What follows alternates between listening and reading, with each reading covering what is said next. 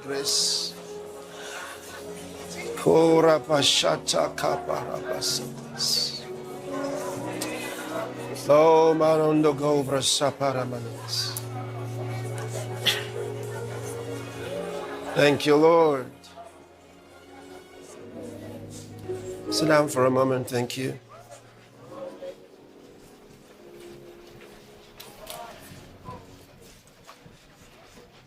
Yes, He is greater than all.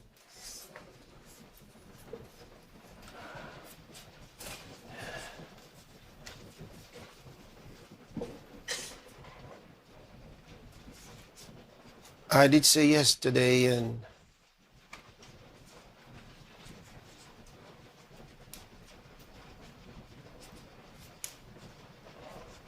it was yesterday, and probably on Friday, that I was going to say something about what is going on in South Africa. I want to save you from trouble. Yes, sir. That's why I want to talk to you. I want to save you from trouble. Because sometimes many don't understand what's pushing them and how easily they could go over the cliff.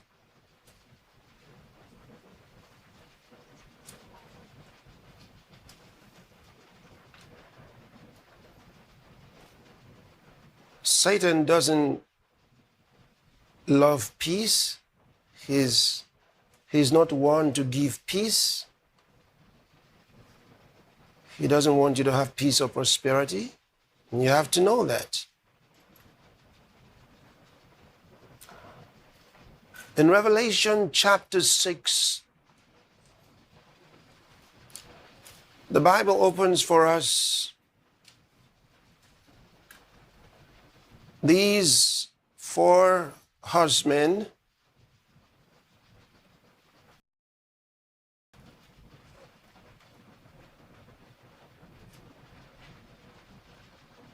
for the last days and the judgments that will come on this world. And the first one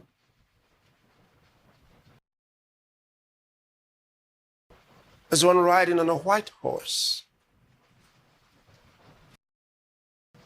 And I want us to begin reading from verse 1, chapter 6. And I saw when the Lamb opened one of the seals, and I heard as it were the noise of thunder, one of the four beasts saying, Come and see. And I saw, and behold, a white horse, and he that sat on him had a bow, and a crown was given unto him, and he went forth conquering and to conquer. We've talked about this on several occasions, but I want you to look at the next verse. When he had opened the second seal, I heard the second beast say, Come and see. And there went out another horse that was red, and power was given to him that sat thereon to take peace from the earth. Observe that construction. He was given power to take peace from the earth. And what followed? And that they should kill one another. And there was given unto him a great sword. So he was given power to take peace from the earth. And what followed? Killings.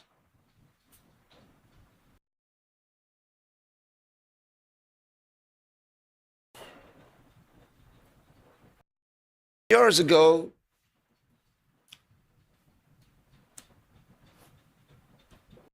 during the administration of President Shehu Shagari in Nigeria, the people came to the conclusion that their young people weren't getting good jobs.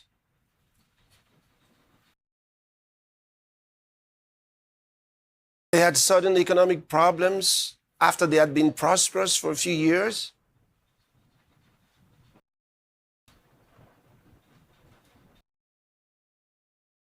and decided some other Africans who had come to Nigeria during the years of prosperity, because they kind of fled economic hardships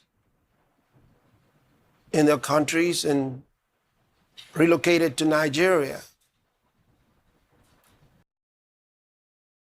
and took up different kinds of jobs.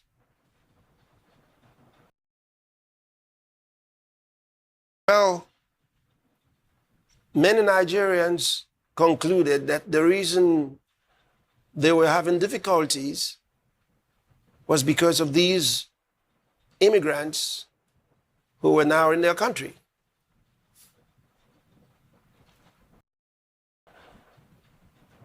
And they zeroed in particularly on Ghanaians who were their next door neighbors and insisted all Ghanaians must leave the country. And the president also did announce that those who were illegal immigrants must leave. But the trouble with a lot of such things is that when the people on the grounds, when those in the streets decide they have the power to execute judgment because the others are illegals or they're illegally here, we must send them out. So they insisted the Ghanaians must leave. What a sight it was back in those years.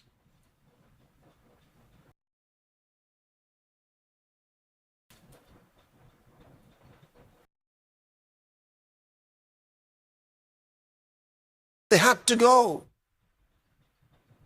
Did things change? No. They were definitely not enough to have caused a dent in the economy. But they were the scapegoat. They were sent away. In pain, they had been here for several years.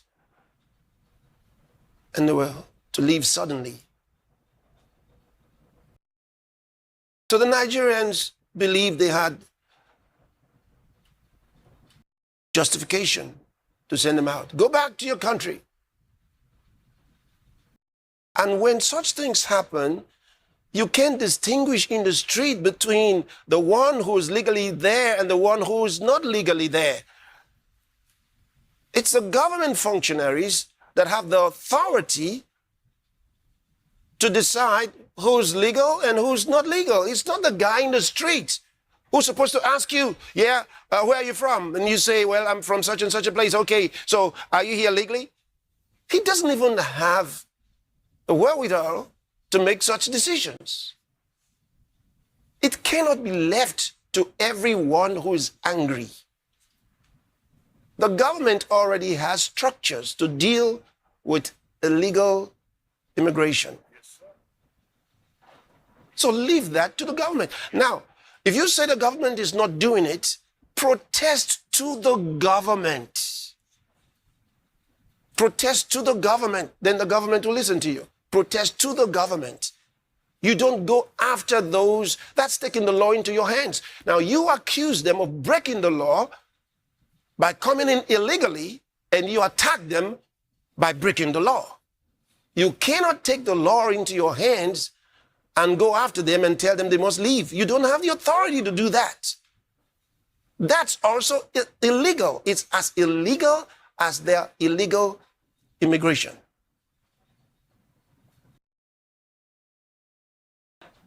Here is where you get into real trouble.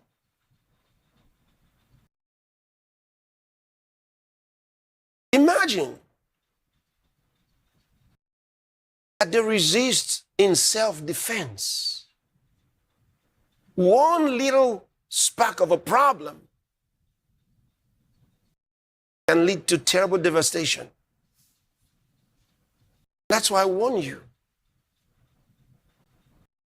If you're not happy with the immigrants in the country, protest to the government.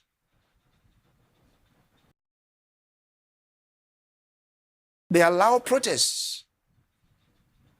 So you can go in the street to the government and let them hear you, and they will take actions. There are legal ways of dealing with such things. It's not appropriate for you, when you are not the law enforcement agent, it is not appropriate for you to give an ultimatum to the immigrants in your country and say, on such and such a date, you must leave. It's not okay. You're not authorized to do that. You don't have the right to do it. You are just as illegal in such an action as they are illegal in coming into your country without the right documentation. And that is assuming that you're only upset with those who came in illegally. The trouble doesn't stop there. When we say xenophobia, maybe you need to understand what it really is. It comes from two words, two Greek words, xenos and phobos. Xenos refers to a stranger or a foreigner.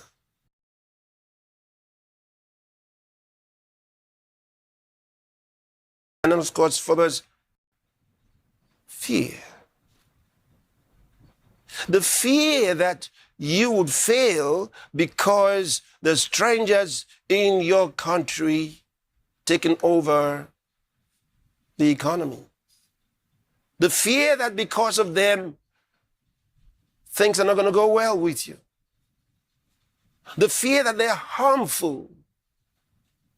The fear that their crimes are worse than your crimes.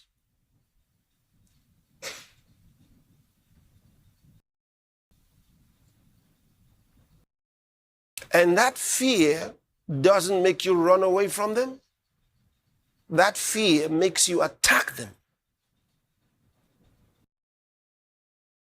I want you to understand. It makes you attack them.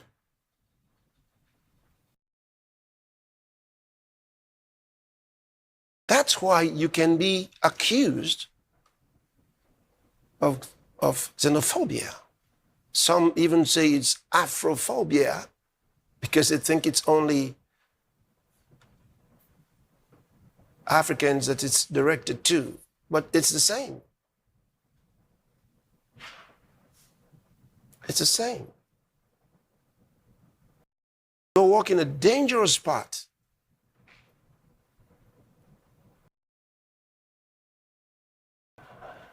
I'd like to remind you that the case with Ghana was a very easy one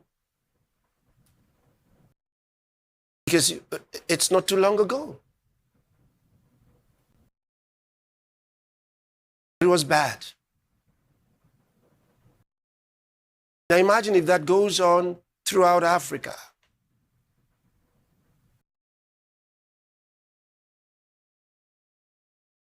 But it can get worse and lead to genocide. Ask yourself what happened to Rwanda in the early 1990s. These were people that lived together. They're of the same culture, the Tutsis and the Hutus. Same culture, same people. These were not two ethnic groups. They're the same ethnic group.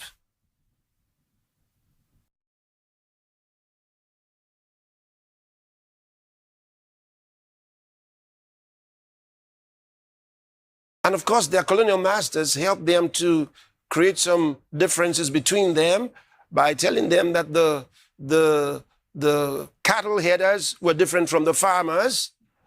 Okay, so the Hutus were farmers, the Tutsis were rearing cattle, and you got more money from the cattle than you did from farming. The Hutus were more, the Tutsis were lesser in numbers. And so the colonial masters favored the Tutsis and gave the impression that they were superior to the others, eventually giving them ID cards.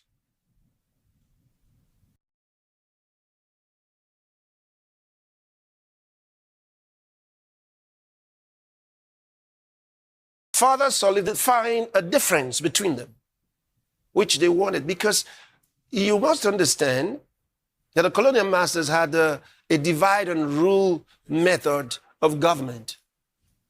These were the Germans and the Belgians.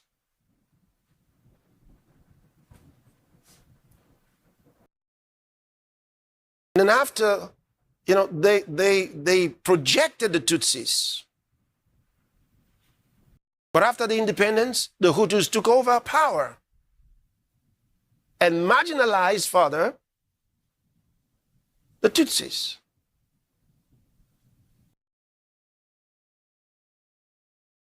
They were the same people.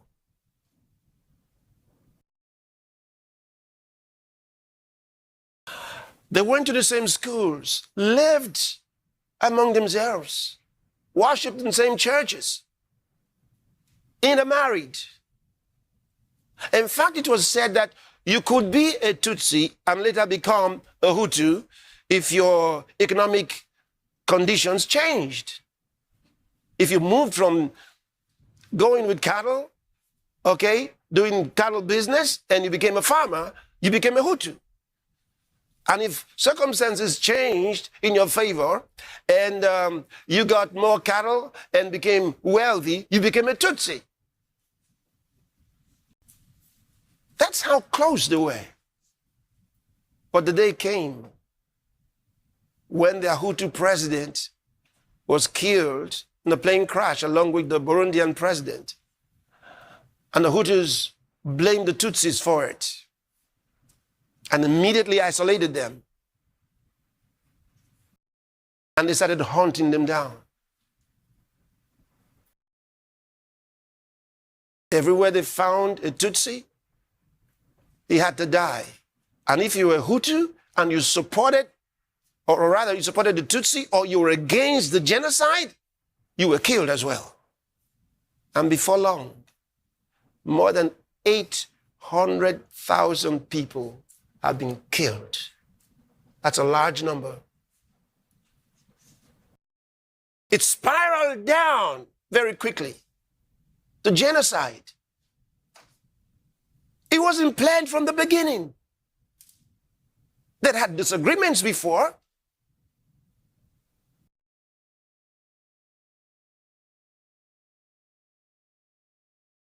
Yugoslavia, the largest country in the world, split into 7 different countries.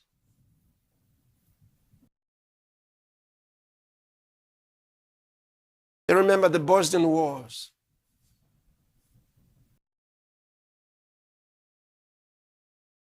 Genocide of Sarajevo, Srebrenica.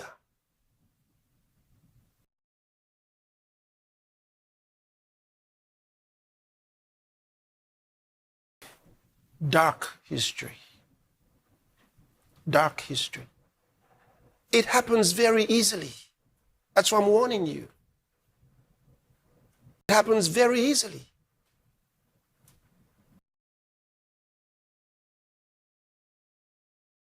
So those who are telling you on the 30th of June, we're going out and we're going to harass or stop or drive out all undocumented immigrants. They don't have the power to do it. It's illegal. Leave that job for the police. Leave it for the government. And I said, if you think the government is not doing enough, protest to the government. Go to the government. Protest to the government. Don't take the laws into your hands. Every God-fearing person should refuse to follow those foolish instructions. Don't go with them. I tell you, it's improper. A mob cannot create peace.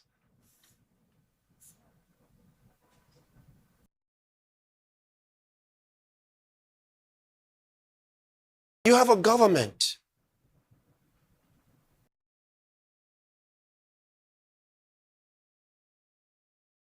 Let the government do its job. It's easy to say, if the government is not doing it, we're going to help the government. How are you going to help the government? You put the government in place. They're your representatives.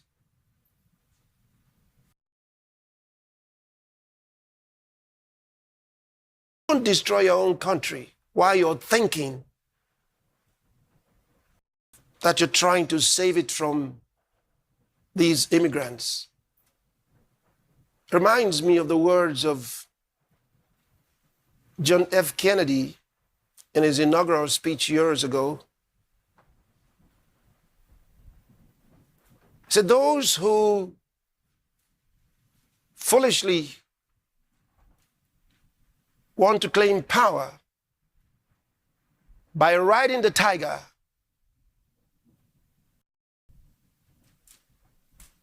will find themselves inside.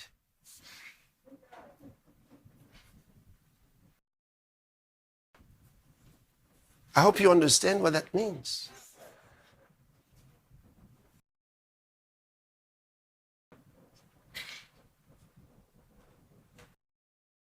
A mob is difficult to control.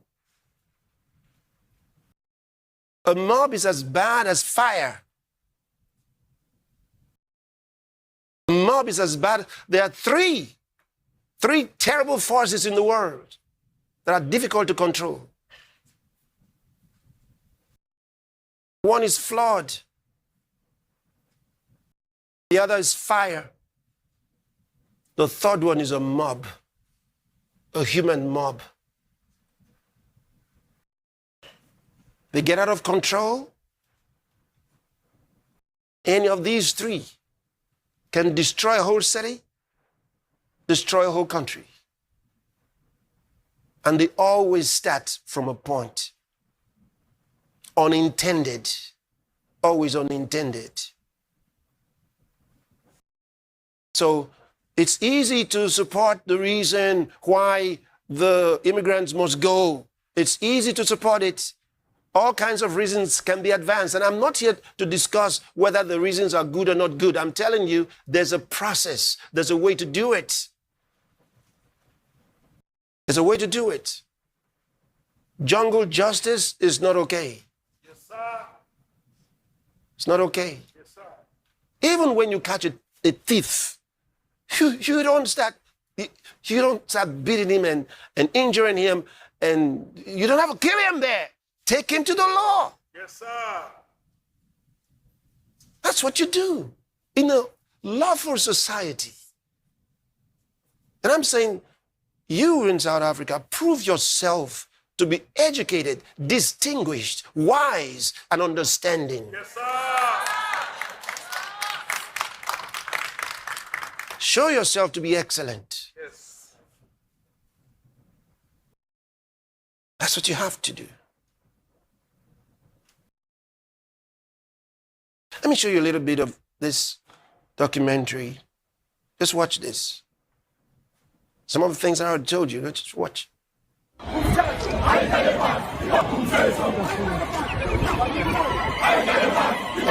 When a society begins to fracture, it rarely starts with hatred. It starts with anxiety.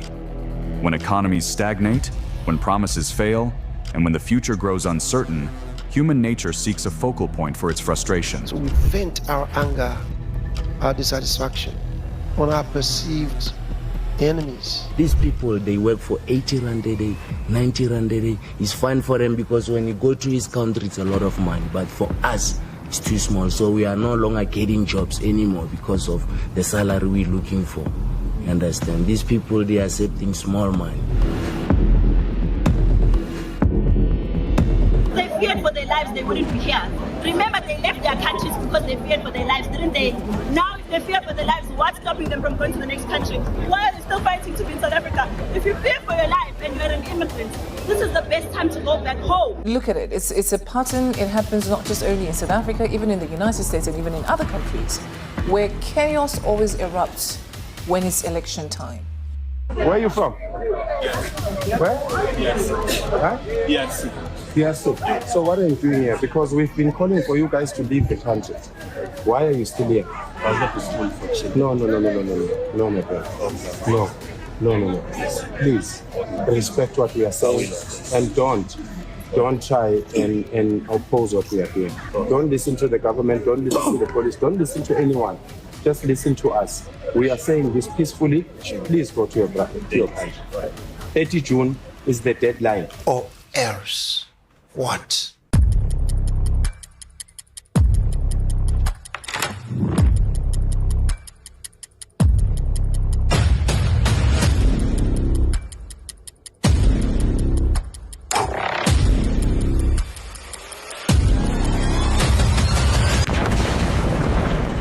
For decades, socialist Yugoslavia operated under the official motto of brotherhood and unity. It was a complex, multi-ethnic federation holding together distinct cultural and religious groups. But the glue holding it together wasn't just ideology, it was economic stability. Yugoslavia was the largest country in the world. When the global economy shifted in the 1980s, Yugoslavia collapsed into severe debt. The International Monetary Fund stepped in, demanding harsh structural adjustments, public spending cuts, and currency devaluations. Suddenly, resources were scarce, jobs vanished, and the state could no longer deliver on its promises. In times of structural failure, leaders face a choice: reform the system or find someone to blame. In Yugoslavia, opportunistic political elites chose the latter. Instead of addressing financial mismanagement, state-controlled media and politicians began translating economic misery into ethnic grievance. The playbook was deployed with clinical precision. In Serbia, media narratives framed other republics as economic parasites draining Serbian wealth. In Croatia and Slovenia, the narrative reversed, painting the federal center as a backward, oppressive force stifling their European identity. The other was no longer just a neighbor. They were an existential threat to survival. Xenophobia was weaponized to convince ordinary citizens that their poverty wasn't caused by bad policy, but by the demographic and cultural threat of the group across the border. The weaponization of internal xenophobia tore Yugoslavia apart, resulting in the deadliest conflict on European soil since World War II. Over 100,000 lives lost and millions displaced. These are Satan's ways of distracting people, destroying their lives. This was not peculiar to Yugoslavia alone. Some of you will remember how Nigeria acted many years ago towards Ghana, the neighboring country. Nigeria was experiencing a massive oil-fueled economic boom. Millions of West Africans, particularly Ghanaians fleeing political instability and severe famine at home, migrated to Nigeria. Ghanaian nationals became deeply embedded in the Nigerian workforce, notably filling critical gaps as teachers and skilled laborers. By 1982, global oil prices crashed, plunging Nigeria into a harsh recession marked by inflation and unemployment. In January 1983, President Shehu Shagari issued an executive order giving all undocumented immigrants 2 weeks to leave the country or face arrest. They came to the same very conclusion that the reason they're not getting jobs, that their young people are not getting jobs, was because of the Ghanaians. That the Ghanaians were taking their jobs. The mass exodus gave rise to the term Ghana must go, named after the cheap, sturdy, checkered blue and red nylon bags migrants used to pack their lives into. President Shehu Shagari's administration expected that expelling foreign workers would immediately free up jobs for unemployed Nigerians and stabilize the crashing oil economy. The reality was much more disruptive. Ghanaians hadn't just taken low-skilled jobs, they had become the backbone of several vital sectors, education and construction. Infrastructure projects ground to a sudden halt or saw costs skyrocket as local labor prices spiked overnight. Xenophobic reactions to fellow Africans. It's satanic. 30 years ago, the Tutsi of Rwanda found themselves alone in the dark of night. In the new Rwanda, a forward-looking nation, memories collide. Yesterday's survivors and executioners cross paths without ever meeting.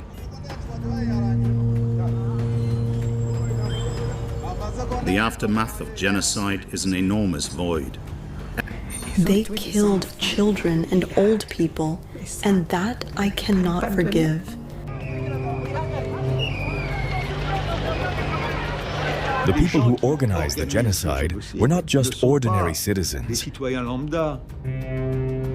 They are great intellectuals, meticulously prepared by Hitler's lessons. They tried to show that it was the Tutsi who were, manipulating that there were too many of them who had become rich.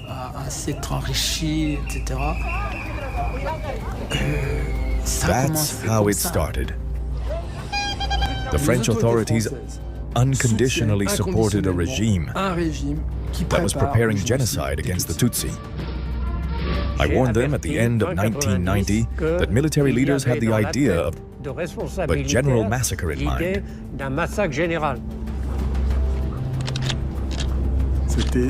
It was the final radical solution.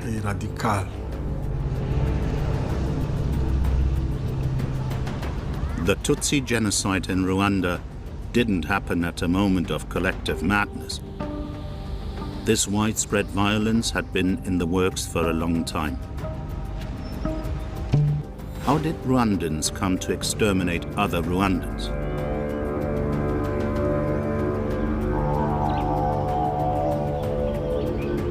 In this small African country, the poison of a genocidal ideology was rooted in European racism and in the country's colonizer, Belgium. They're doing those things because Satan inspires them to do them. Decades after the fall of apartheid, South Africa faces staggering structural crises, an overall unemployment rate hovering over 32%, youth unemployment suffocating nearly 61% of the young population, and a severe backlog in public housing, healthcare, and basic service delivery. South Africa faces a serious and persistent unemployment crisis. Even under the strictest definition, these numbers continue to climb each year. There was an increase of 237,000 in the number of unemployed persons, from 8 million to 8.2 million from the last quarter of 2024. In the first quarter of 2025, the NEET, or not in employment, education or training, rate for young people aged 15 to 24 stood at 37.1%. It is clear from the above mentioned that the persistent unemployment crisis in South Africa is a direct consequence of a fundamentally flawed political system. The experience of South Africa serves as a critical lesson, demonstrating that ideologies focused on destruction rather than building cannot lead to sustainable growth and prosperity. At the center of black-on-black hatred is a state-sponsored and capital-sponsored hatred to distract you from giving you economic opportunities, to make you blame wrong people for your misfortunes.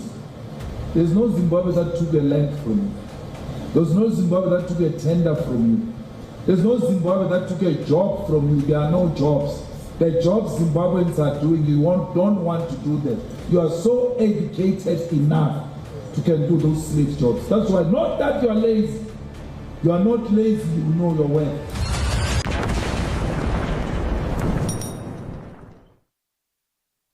That was quite interesting, the last speaker, right? You know, we talk a lot about what happened in Germany years ago. Hitler's Holocaust. Well, they started out by blaming the Jews for their economic woes. And they wanted the Jews to leave, get out of our country.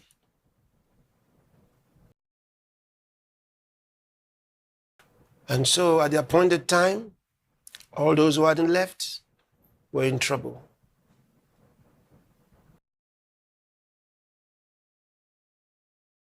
And it led to the Holocaust. So I want the leaders of South Africa to think again. The government has power to protect all people in their country. You have to protect everyone. Even criminals have to be protected by the government. Don't forget. Even criminals have to be protected. And then they're brought to justice. And while they are facing justice, they must be protected. Otherwise, there's no justice. And you cannot say, bring us good immigrants. There's no such thing. There are no good immigrants and bad immigrants. They're just people.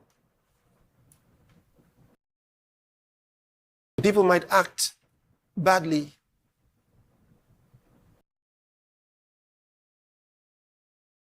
But then that's why you have the laws. So you must reverse the plan to destroy or to molest or malhandle or mistreat anyone on the 30th of June. And all wise and understanding people should not join such a rampage. If you must protest, protest to the government. Don't attack the immigrants. Get to the government, let the government do its job. That's the way to do it. And I pray for you that God will give you wisdom to act wisely in these challenging times and not to allow yourself accept foolish solutions for real problems. No one is denying the challenges that you might face with immigration. They come in different forms. But don't prefer the wrong solutions, especially such actions that will likely lead you downhill.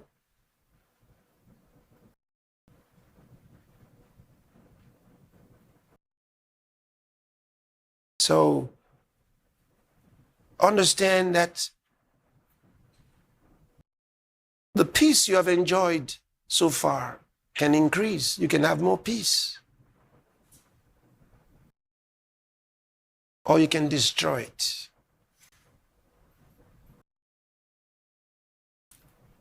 And I would say to all who are Christians in South Africa, pray for the peace of South Africa. That's what you do. Don't get involved in these satanic activities. I told you, it's Satan that leads people to attack others and destroy their lives. All of that anger, for good reasons or bad reasons, makes no difference.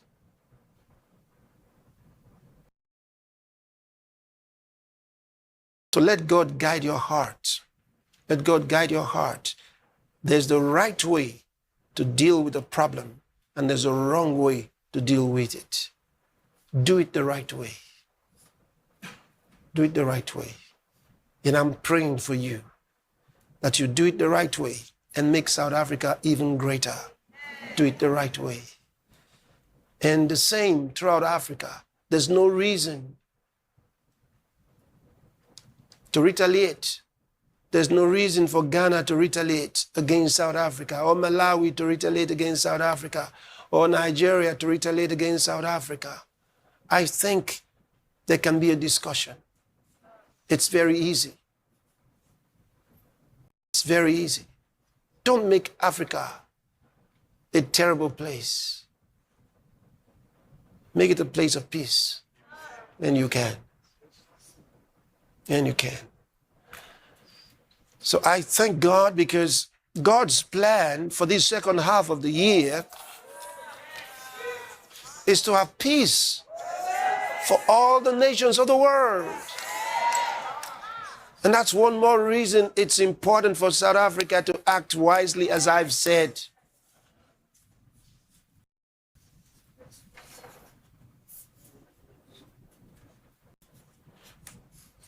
So may June 30th be a day of peace for you, not a day of war and trouble.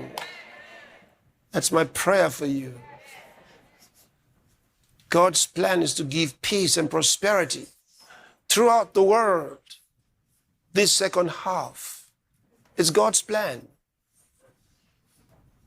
It's God's plan. It's God's plan this second half. He does give peace. He can do it. He does it. I already showed you there are forces of evil that take away peace. Like I just read to you in Revelation chapter 6 and verse number 4. But God can give peace and wants to. He wants to. He wants to. And when he gives peace, he gives prosperity.